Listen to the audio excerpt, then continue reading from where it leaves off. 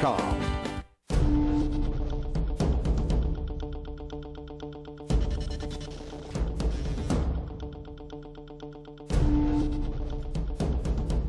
back, everyone. 15 after the hour, and today in Behind the Headlines, we're taking a look at an increase in homicides in New York City.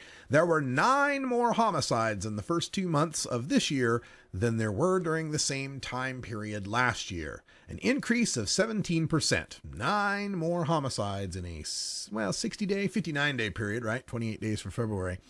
And the reason for this, of course, need we even mention that it's marijuana. That's right. Marijuana is the cause of these increase in homicides, at least if you believe the New York police chief, the Commissioner Bill Bratton, blames it on pot. Let me give you some of the quotes that Bratton said. He calls it a seemingly innocent drug that is being legalized all across the country. And, quote, "In this city, people are killing each other over marijuana, more so than anything we had to deal with in the 80s and 90s with heroin and cocaine. In some instances, it's a causal factor, but it's an influence in almost everything that we do here." End quote. Now, if the phrase, "in some instances it's a causal factor," didn't raise a flag for you, let me explain. If in some instances it was a causal factor, then in most instances it wasn't. Right? They're just finding weed and assuming, well, there's weed. See, violence, weed and violence. But if you go a little further down the list here, and it comes to, this was from the ABC 7 in New York, the Eyewitness News, right? And what they brought up is the fact, here's another quote. "We just see marijuana everywhere when we make these arrests, when we get these guns off the streets," end quote.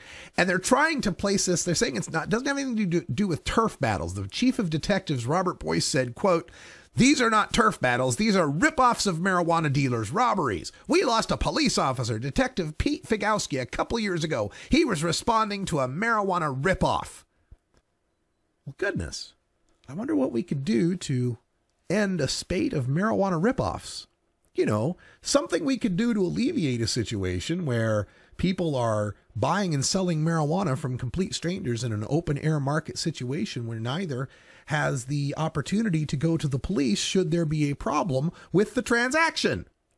Maybe because there's no regulations or licensing on the seller to make sure that he's not trying to hand over a short bag or a bag of oregano or some synthetic weed crap. See, the problem, Commissioner Bratton, has to do with the prohibition, not the marijuana. The fact that you're finding marijuana in these places tells you one thing: marijuana is popular. People like it. Even criminals smoke marijuana. Can you believe that? Marijuana is a popular drug. This correlation causation and this thing about marijuana ripoffs is just making our point for us that we need regulated markets. You're not hearing about these marijuana ripoffs going on in Portland or Denver or Seattle. You're hearing about them. You're not hearing about them in LA and in San Francisco. You're hearing about them in New York precisely because Prohibition has made the price of that product up to $500 an ounce and left people with no legal way to get it, no legal protection for the consumers and the sellers involved in a marketplace that's not going away. I'm telling you, though, one nice thing about this story is it gets to be one of those moments we can point back to when marijuana prohibition is jumping the shark.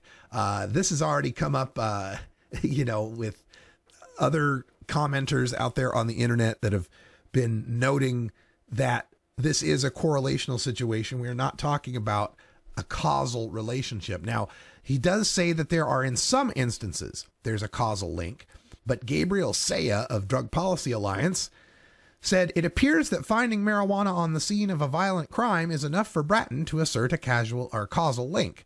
Using that rationale, we can make other causal links to violence. For instance, if police find a cell phone at the scene of a violent crime, then certainly the cell phone must cause that crime." It's time to end this, and New York is going in the right direction.